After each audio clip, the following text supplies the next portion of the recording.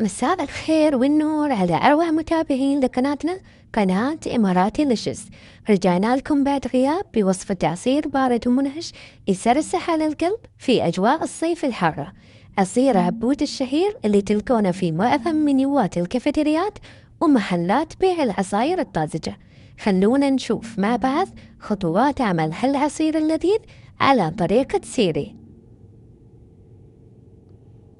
أولاً في البداية في خلاط العصير نقطع الشمام إلى مكعبات متوسطة، الكمية اللي تكفيكم.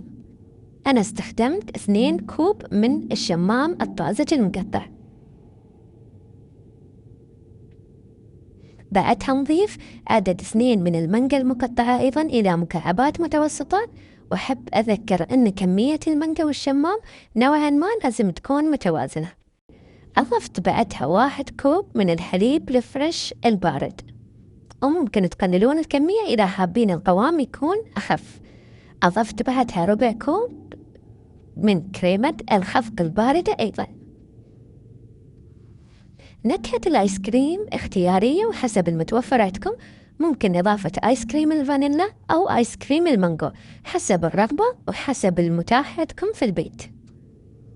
أنا أضفت حوالي 3 سكوب من آيس كريم الفانيلا،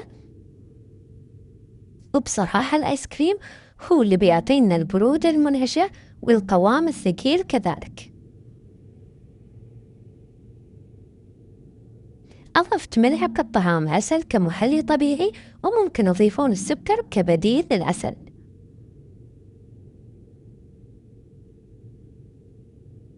مشاهدين، إضافة الثلج مش ضرورية، ممكن تكتفون بالآيس كريم والحليب البارد، كذلك يعطي العصير برودة كافية.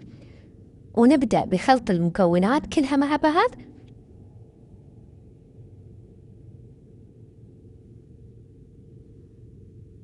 وصلنا لأحلى فقرة، وهي فقرة تقديم العصير. يا سلام، ما أقدر أوصف لكم لذاذة هذا العصير في هاي الأجواء الحارة. نزين عصيرنا بأي طريقة أنتوا حابينها. أنا هني أضفت كريمة الخفق أو الويبنج كريم، ممكن إضافة قطع الشمام أو قطع من المانجا، المسألة اختيارية وحسب ذوقكم. هذا عصيرنا بصراحة كان لذيذ ومنعش، ولازم تجربون الوصفة وتخبرونا آراءكم في الكومنت. نترياكم، ولا تنسون الاشتراك في القناة وتفعيل الجرس حتى يوصلكم دايما كل جديد ومميز على قناتنا. ومع السلامة.